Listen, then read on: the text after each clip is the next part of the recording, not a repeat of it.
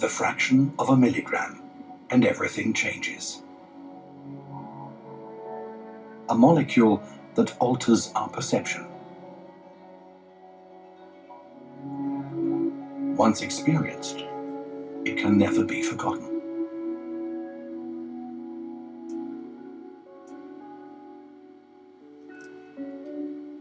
Ich hatte dann ein wunderbares Erlebnis, aber ich wusste nicht, woher das kam.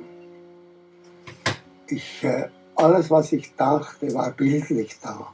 Es war wunderschön, ich habe mich hingelegt zu Hause, ich war am Nachmittag, als ich nach Hause gegangen bin, und dann ist das langsam wieder abgeklungen. Dieses merkwürdige Bilder sehen und das Beglückende.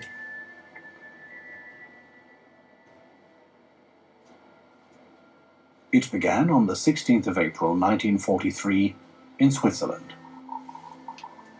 Undisturbed by the terror of the Second World War, chemist Albert Hofmann was exploring medicine for blood circulation.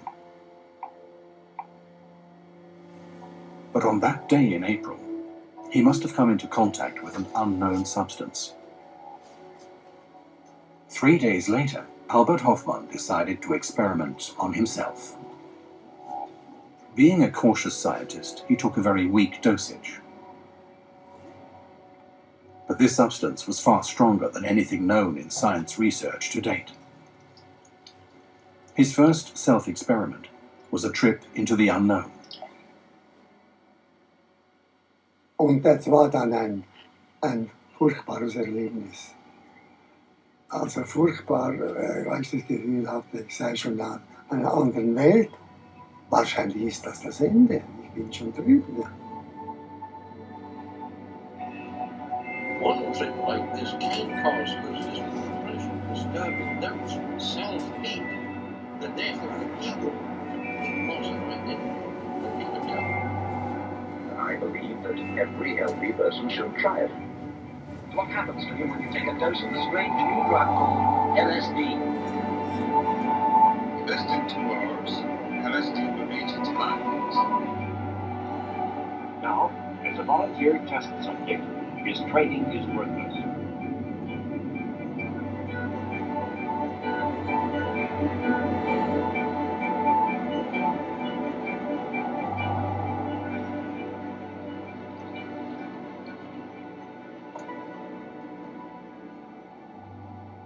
Albert Hofmann worked in his natural science laboratory with ergot. It's a black fungus that grows mostly on rye. Ergot has been known in natural medicine since the Middle Ages. But one of the new substances he isolated did not affect the circulatory system as expected, but the human psyche instead. Lysergic acid diethylamid, LSD. Und sofort hat man das realisiert, ich selbst auch. Das ist eine außerordentlich interessante Substanz für die Psychiatrie.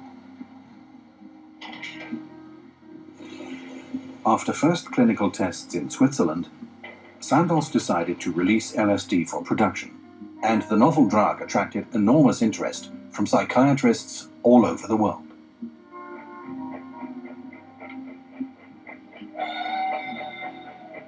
Sandoz saw the opportunity to offer something quite amazing to the psychiatric and psychological circles. So they were actually sending samples of LSD to universities, research institutes, individual therapists, and they were asking, would you work with it and give us feedback if there's any legitimate use for the substance. So it came to the psychiatric clinic in Prague.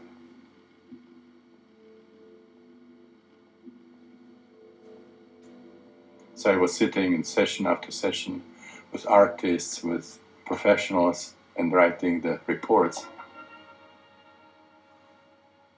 Zavřete oči.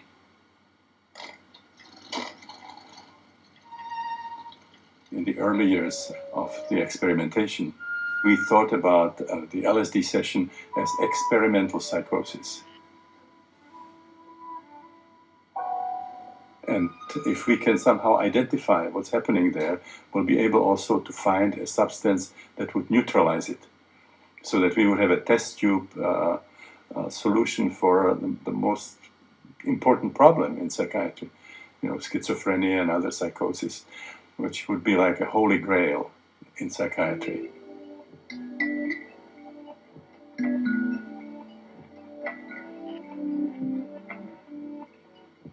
When I moved into clinical work, our approach was called psycholytic therapy, which was basically use of the smaller or medium dosages, but a whole series of sessions. Then I found out that there was tremendous variability of the sessions. So I started thinking about something like LSD as a catalyst. See, that doesn't create these experiences, but it makes them accessible. With this kind of understanding, LSD becomes comparable to what the microscope is for biology or medicine, or what the telescope is for astronomy. We don't think that the microscope creates worlds that are not there. Same, the telescope will not create all the billions of galaxies.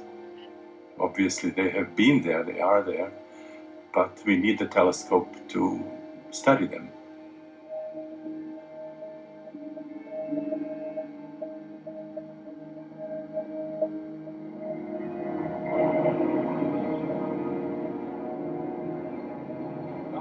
Top of our side of the globe, coordinated between the United States and Canadian governments, with combined radar warning screens which can warn of an approaching enemy. It spells not only the security of the United States, but the security of the whole free world. During the Cold War, other groups became interested in the new wonder drug. LSD attracted the attention of international secret services. In the fore was the American CIA.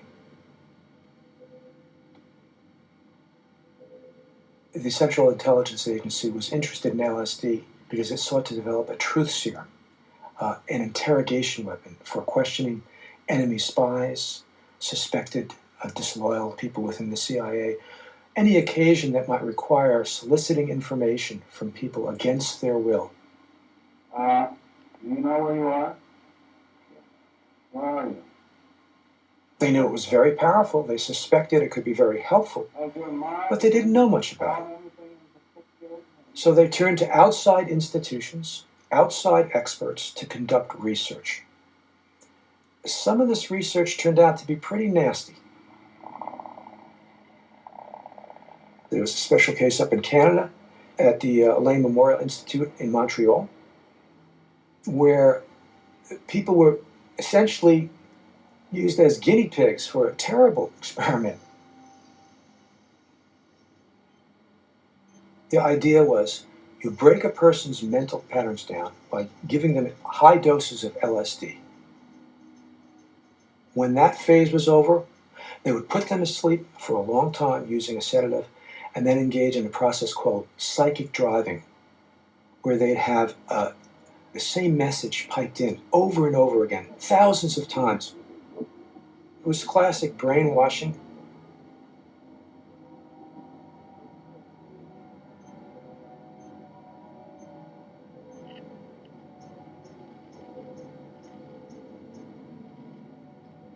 The CIA wanted always a certain result.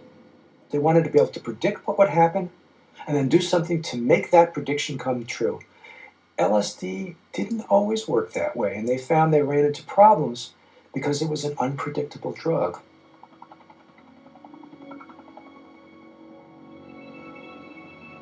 The U.S. Army had more grandiose ideas about what they could do with LSD. War without death. LSD warfare was the idea.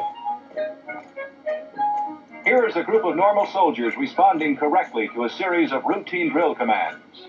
After receiving a small dose of LSD, they're confused and undisciplined.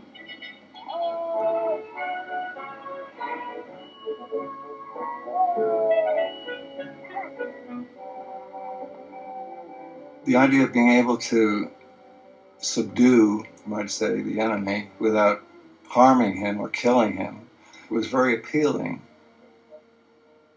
LSD was of interest because it was the most powerful drug available at that time to treat people with psychedelic effects and so on, or to alter their behavior. Because LSD made some volunteers uncooperative, we wanted to have a small contained space where we could have the individual sit and we could televise him as well as the psychiatrist asking him questions. Do you find the sensation unpleasant? No, great. You like it? Very much. Yes. Okay. When you see things, where do you see things most clearly? In the central part of your vision? Almost definitely. Around the ends of my peripheral vision, though. It's tough to drive you crazy. Take 7 from 92. 7 from 92?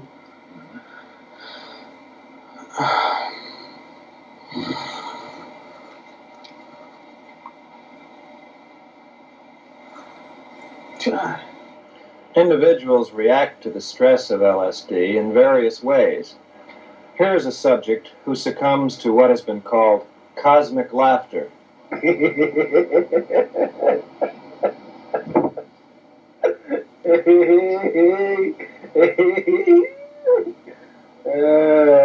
Yeah, come on, seriously. All right. We didn't think that was the kind of result we wanted to produce in a battlefield situation. It would probably be dangerous for us. We might end up on the receiving end of a ill-advised bomb or heavy-duty weapon, and we were not interested in provoking that. This is Delta 1, over. Delta 1, this is Alpha 1. It is now 1232 hours.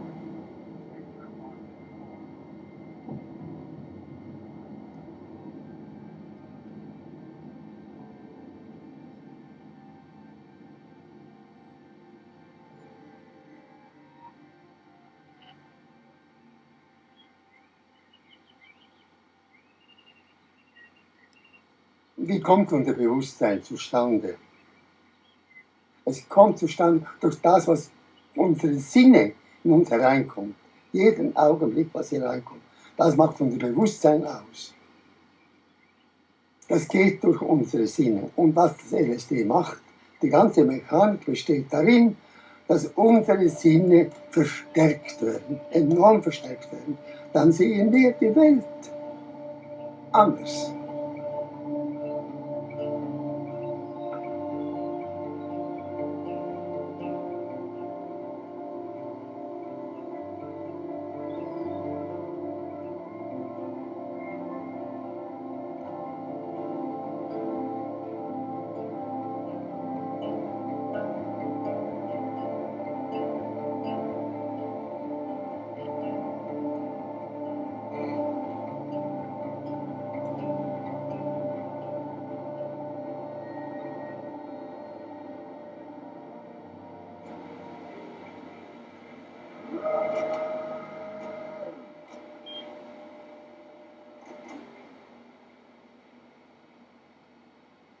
LSD oder Psilocybin sind strukturell chemisch verwandt mit eigenen Botenstoffen im Gehirn und greifen eben in einen Teil des Gehirns ein, das andere Hirnteile überwacht, im Verbund.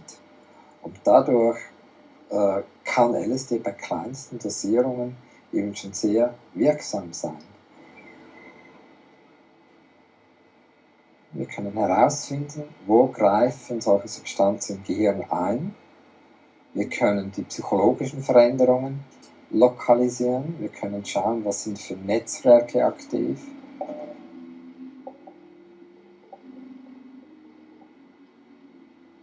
Die emotionalen Areale, die für die Angst zuständig sind, sind zum Teil herunterreguliert. Andere, die ein Glücksgefühl erlauben, sind aufreguliert. Und das Visuelle wird von innen aufgefüllt. Also das innere Leben wird enorm verstärkt. Ein guter Trip ist eigentlich eine Ich-Auflösung, die stetig vorangeht. Man verschmilzt mit der Umgebung, man gibt die Kontrolle auf, aber man kann das genießen. Man fühlt sich eingebettet, eins. Und dabei erlebt man auch ein Glücksgefühl. Und Raum und Zeit werden aufgegeben, das ist eine persönliche Anschauung. Und man fließt mit dem Erleben. Man ist das Erleben selbst. Das ist diese ozeanische Selbstentgrenzung.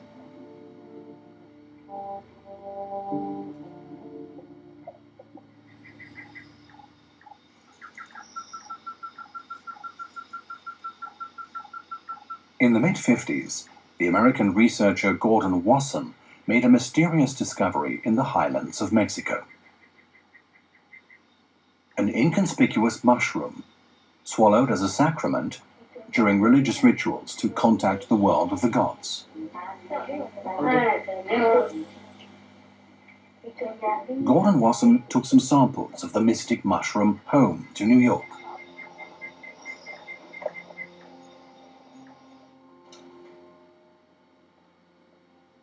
Und dann hat man gedacht, ja, in Basel gibt es doch einen Stoff, das LSD, das dieselben Wirkungen hat. Und man hat uns dann angefragt, ob wir Interesse hätten, diese Pilze zu untersuchen. Und so hat dann das LSD diesen Pilz in mein Laboratorium gebracht.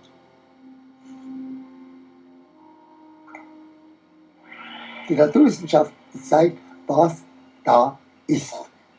Objektiv gelten für jedermann. Aber man muss es sehen und muss darüber nachdenken. Und der Naturwissenschaftler, der sieht die Geheimnisse, die objektiven Geheimnisse. Und ich glaube, ein Chemiker, der nicht ein Mystiker ist, der ist kein richtiger Chemiker, der hat es noch nicht erfasst.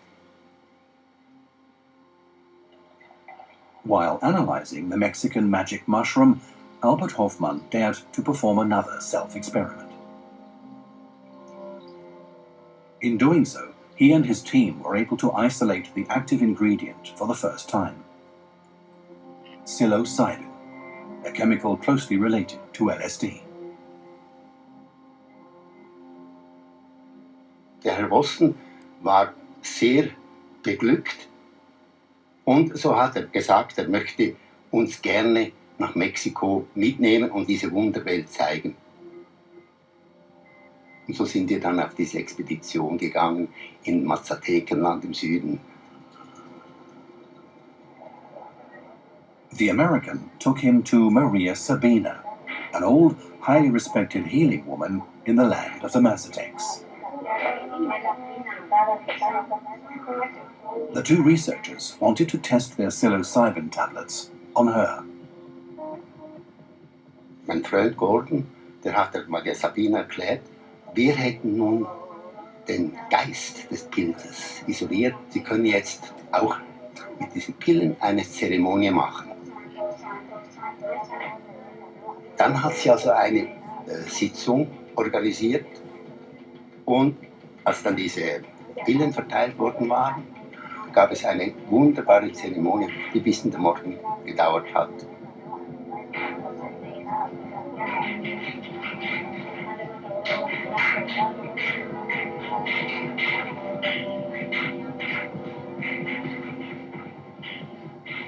Und in diesen heiligen Drogen habe ich praktisch LSD gefunden. Das gibt dem LSD auf seine Bedeutung. LSD gehört nicht nur der Wirkung nach, sondern der chemischen Struktur nach zu diesen Drogen. Die vor Tausenden von Jahren hat man die gefunden aus der unendlichen Pflanzenwelt. Holt man etwas heraus und sagt, das ist heilig. At the end of the 1950s, LSD had found its place in psychiatry. It was regularly used in many clinics in Europe and North America. An important thing about psychedelic experiences is that they take you way beyond anywhere that psychoanalysis or some related schools can actually reach.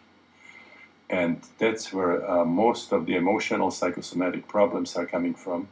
And there are also mechanisms of healing and transformation that are much more powerful than anything you can do on the level of biographical material. And we have also talked to a number of people who just, had years of psychoanalysis, and they say they didn't even come close to where the first psychedelic session took them.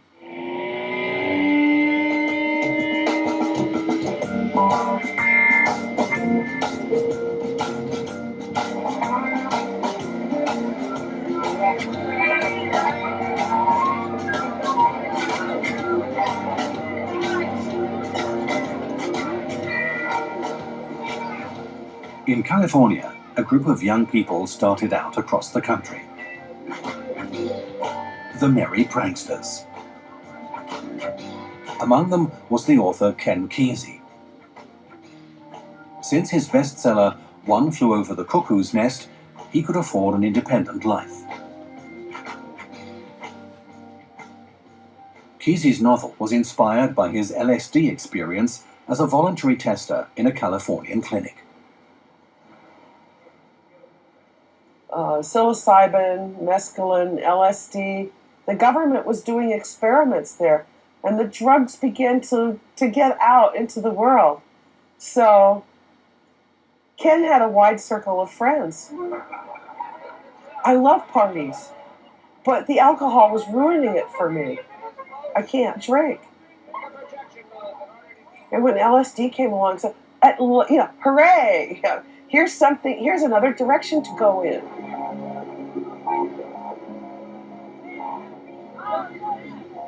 We had some LSD that was in a package, and we had to create doses out of it. And that was very difficult to do. So we sort of got very deep into it ourselves. Sort of magic carpet rides inside of our own minds. And couldn't help but talk about these things. And so the minute you start to talk about this, everybody wants some. Wherever the old school bus stopped, the LSD parties got bigger. The acid test, a rite of passage into a new psychedelic lifestyle.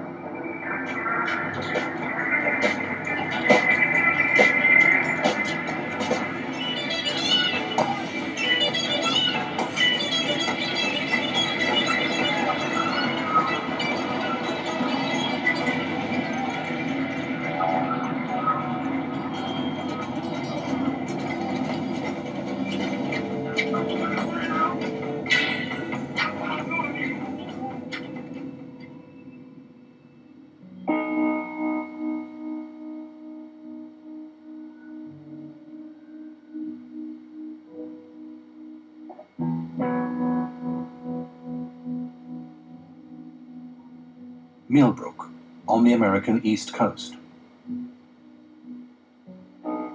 In the vacant country house of a rich patron, former Harvard lecturer Timothy Leary founded a psychedelic commune. Well, the first experience I had was with 7 little mushrooms in Mexico. For the 5 hours after I ate these mushrooms, I learned more about psychology than I had in the preceding 16 years as a psychologist. And since that time, I've done almost nothing but attempt to study, to learn more about how these experiences are produced and how they can be used for man's benefit. At Harvard, Leary put the study of hallucinogenic drugs on the curriculum. That was the beginning of the end for the ambitious professor and his team at the elite university. The one thing that it differed from the accepted social paradigm is that we took the drug ourselves. Because that would be like in behaviorist paradigms, you wouldn't do that. And the chairman of the department was pissed off at us for doing that, and thought that was unscientific. And they said, if you do these studies quietly, it's going to be okay, like that. But that was not Leary's vision. You see, he had the vision. It was a democratic vision, egalitarian. This is too good not to share with everybody. Who are we to say? Tim Leary and his entire team were eventually fired from Harvard. His new headquarters, Millbrook. place for contemplation and adventure alike. Well, I had a great time at Millbrook. I mean, it was a place to introduce people to the psychedelic experience in the most beautiful way possible. It was a center for people to come from every walk of life, from the highest aristocrat and noble and royal person down to the dirtiest hippie. Everybody came there. It was a mecca for psychedelics.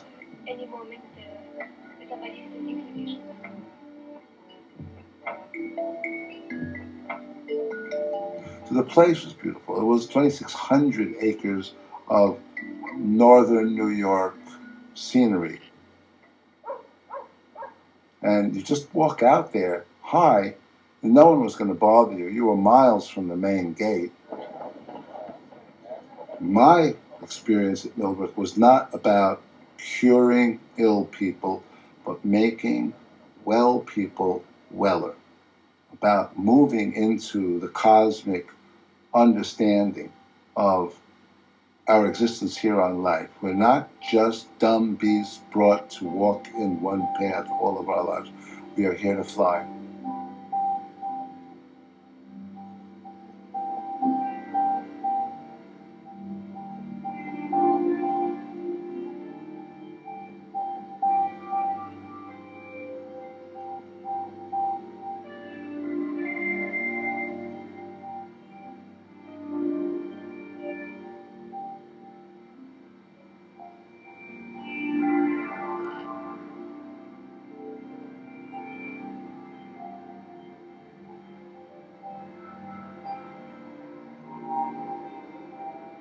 Dr. Leary, what are you up to here? We teach the science and art of ecstasy. We teach people how to turn on or how to go out of their minds. By turn on, we mean to tune in, to get beyond your routine ways of thinking and acting and experiencing. And we often say that we're teaching people how to use their head. The point is that in order to use your head, you have to go out of your mind. Und dann hat er eine Bestellung gemacht an die Firma. Ich weiß nicht, 200 Gramm oder LSD oder 1,5 Kilo Psilocybin und so. Und dann hat er mich eingeladen, zu ihm zu kommen, und er würde große Veranstaltungen machen. Große Kongresse und so weiter. Dann haben wir geschrieben, das werde ich nicht machen. Es ist alles in Untersuchung, warum machen Sie schon jetzt diese Propaganda, wo alles noch im Kommen ist. Leary was a provocateur. Yes, he liked being provocative. He liked, saying things in a little way that got people a little, and he didn't care if they misunderstood. He said, think for yourself. America today is an insane asylum. The American people are completely hung up on material acquisition, on power, on war making. It's an insane asylum over here. And it's our goal to lift the spiritual level of the American people. In the next 5 or 10 years, we expect that between 20 and 30 million Americans will be using LSD regularly in their spiritual development and in their psychological growth. In California, the psychedelic movement quickly gained ground. Haight-Ashbury, previously a rundown district in San Francisco, experienced another heyday. It was sort of a very exciting time. In the Haight-Ashbury was lovely. There was a very good community spirit. Little stores were opening down on Haight Street. People were very friendly with each other. We all knew each other in the neighborhood. And they would come up with wonderful ideas, like let's have a party in some corner of the park, and so the band would come out and bring their instruments. The band called the Grateful Dead have announced they will make music in the park. And the crowd moves along, provided with a place to go.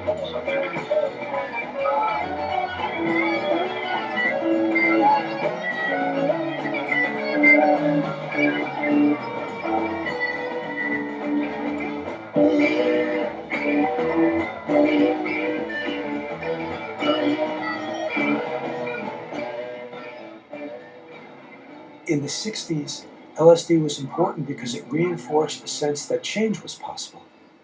Because if you can be one way, 1 minute, take a tiny little chemical called LSD, and then an hour be in another dimension of universe of seeing fantastic things, feeling things you didn't even know you could feel, hearing things you didn't know could be heard that way. If you can do that to your mind with this tiny little pill, wow, anything's possible.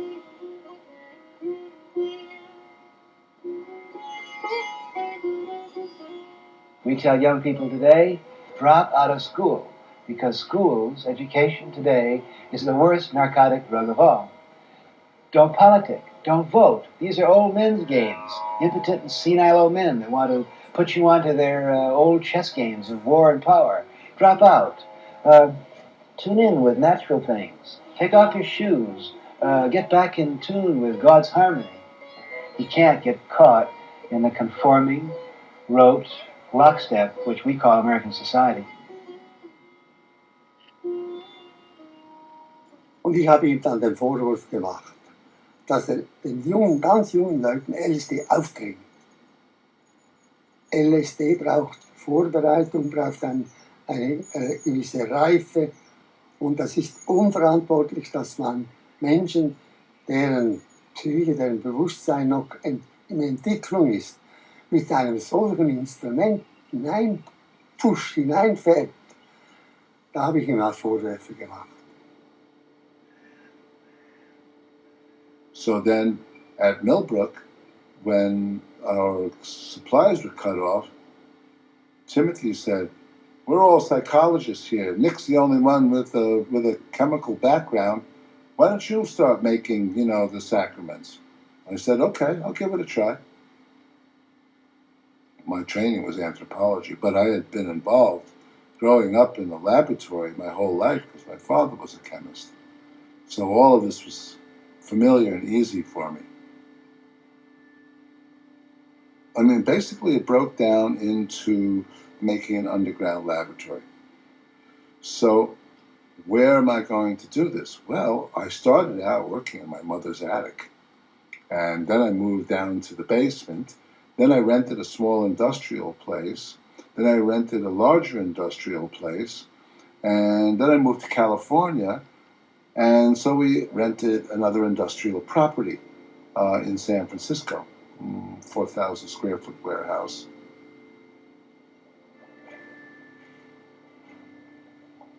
And we were making large amounts, and we were able to purify in large amounts to 100-gram crystallizations. That's 1 million doses.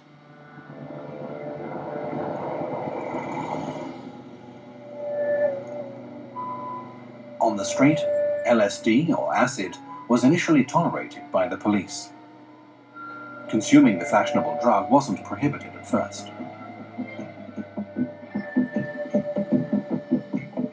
What obviously was happening in people who were taking psychedelics, particularly the young generation, is that they could not agree anymore with the standards of the society that was around them. They developed a whole different system of values, a different life strategy, and so on.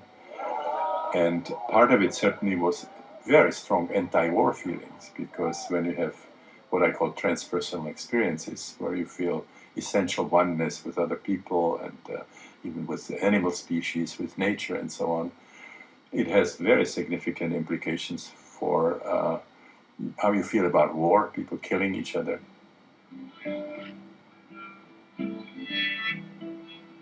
We sent hundreds of thousands of tablets to Vietnam for free. We were supporting all the war protesters.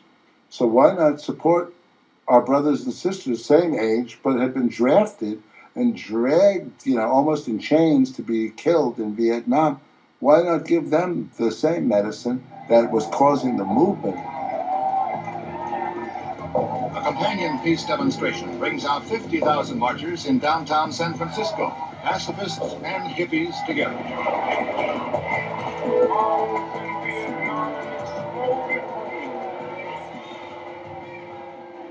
The rebellion in 1960s, I think psychedelics were part of it, very significant part, but I don't think they were the cause of what was happening. LSD became a symbol of all that was going on that was frightening, of all that seemed to be wrong. It was an easy scapegoat, easy target for people who wanted to denounce the youth rebellion, denounce the anti-war movement. Very easy to denounce the drug or the drugs that were associated with those movements. After public debates about the dangers of LSD became increasingly acrimonious, the state of California eventually reacted in October 1966. The substance was prohibited. And my status changed from one who was a minor criminal to one who was a serious felon. I mean, I've been convicted many times. I've spent time in 14 different prisons. All of this has happened to me as a result of my devotion to psychedelics. So am I a criminal? Of course I'm a criminal.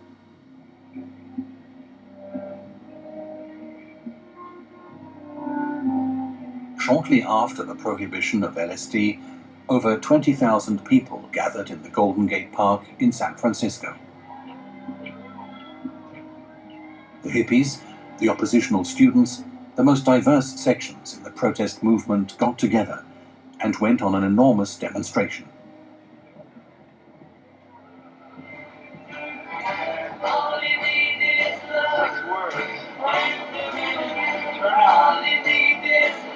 Tune in. Rock on.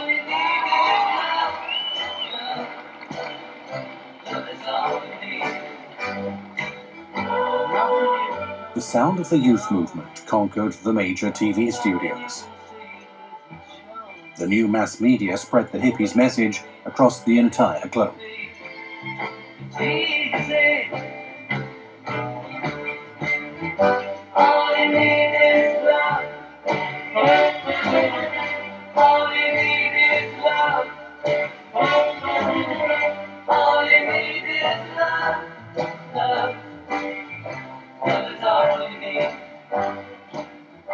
The media put in a big story about the Haight-Ashbury, and it was this lovely place to go, and you might see John Lennon, or, perhaps,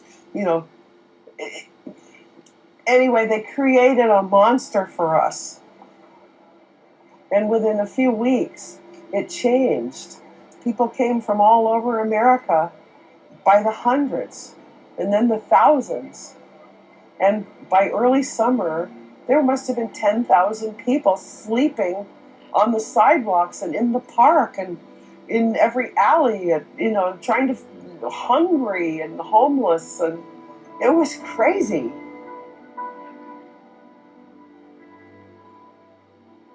Here in San Francisco, Haight Street, on one of the dance floors, and you had 2,000 people all taking 500 micrograms of LSD. I thought this was going to be madness. I thought this would have been madness in our context. I couldn't see how that could work. How would you handle bad trips? 1967. The psychedelic movement in full bloom. Summer of Love.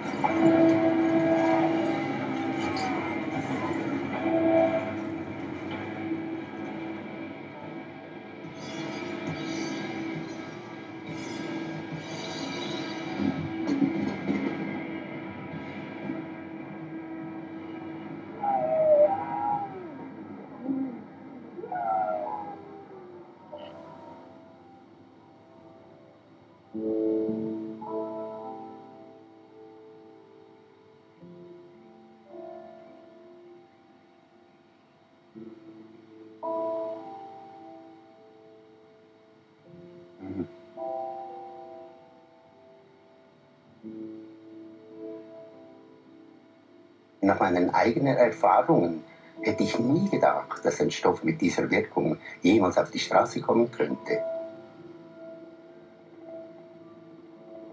Ja, der Missbrauch. Ein Stoff, wenn der einmal in der Welt ist und einmal existiert, dann hat man das nicht mehr in der Hand.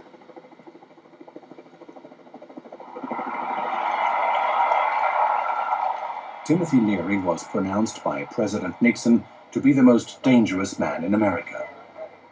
A short time later, he received a draconic prison sentence for possession of 2 joints.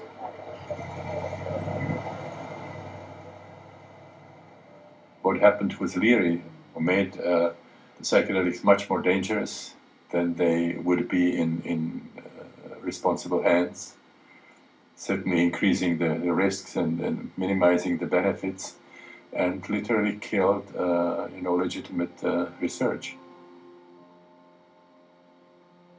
Albert Hofmann's magic drug became his constant worry. LSD ended up where it had started, in psychiatry, where it is still tolerated in some clinics. When I came to the United States and I joined the team at Spring Grove, we were using an approach that is now known as psychedelic, where a dose is significant. It's between 300 and 600 micrograms. We asked the patients to keep their eyes closed. So we actually were using eye shades. We were using headphones, hi-fi music, and the talking was done before and after. That was a much more effective approach in terms of therapy, in terms of personal transformation.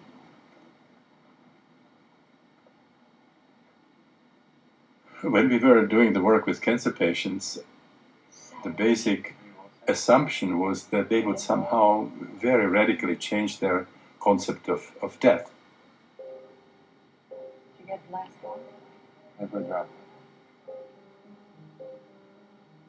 These were people who knew that they could die in a matter of weeks or months, and they were able to be reconciled.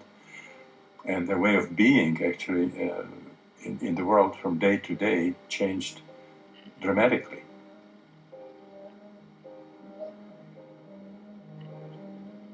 It was a very, very successful study, besides being very moving study, as you can imagine.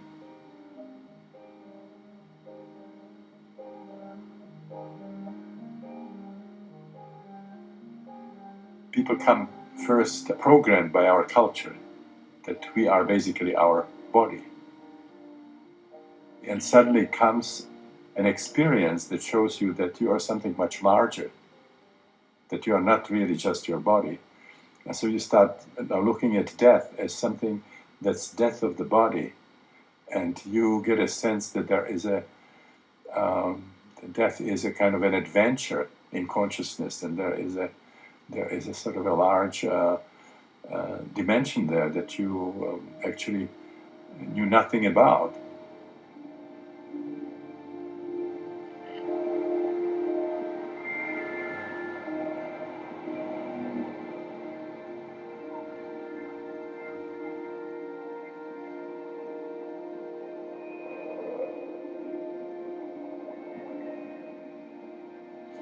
After the special authorizations finally expired in psychiatry, LSD disappeared underground as an internationally outlawed drug.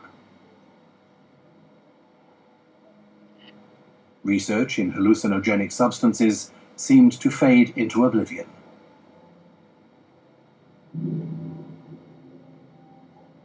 We started our work with psilocybin in about 2000. It was difficult, but we got approved. People who are eligible for our trial are people who have anxiety and or depression secondary to their cancer diagnosis. 51. Julie? So after preparation, the volunteers schedule for their psilocybin sessions.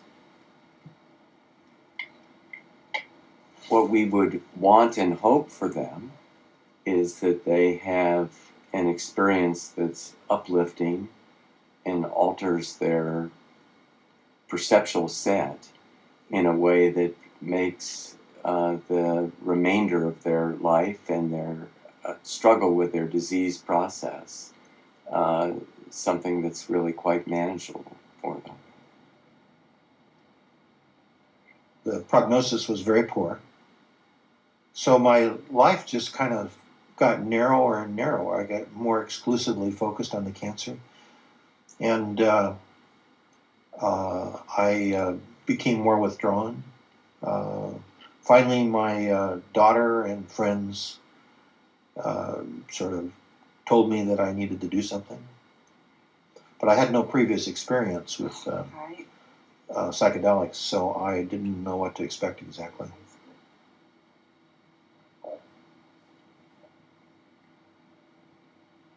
The beginning of the effects start in about 10 minutes. And it's like your brain is going offline, you know, one part at a time.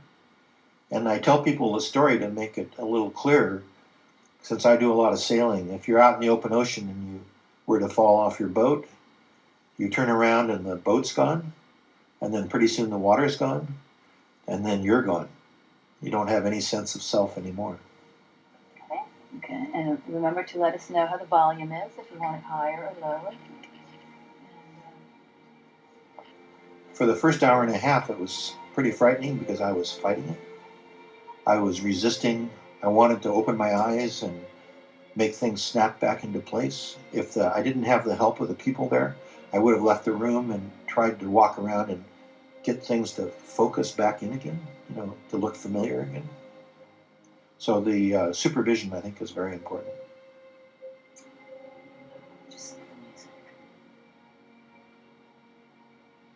Yeah, after about an hour and a half, I calmed down. During that time, I could pull up past relationships or current relationships and look at them in great detail. And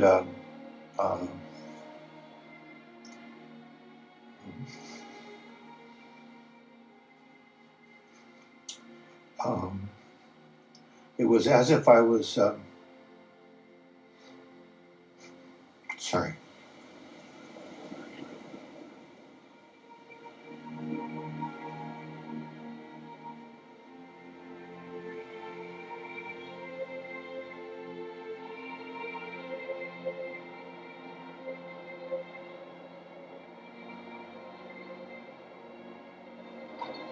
The depression itself lifted. It fundamentally changes the way you approach the world, so you're opening out instead of narrowing down into a negative spiral. It's almost unbelievable that after one day, and not any follow-up medications or anything, that this could happen.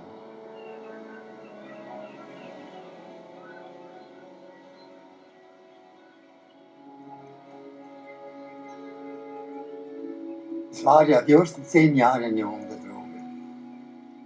Es war so ein wichtiges Hilfsmittel in der Psychiatrie für Patienten. Und ich war immer überzeugt, LSD, das kommt noch seine richtige Anwendung. Das kann nicht untergehen, das ist unmöglich.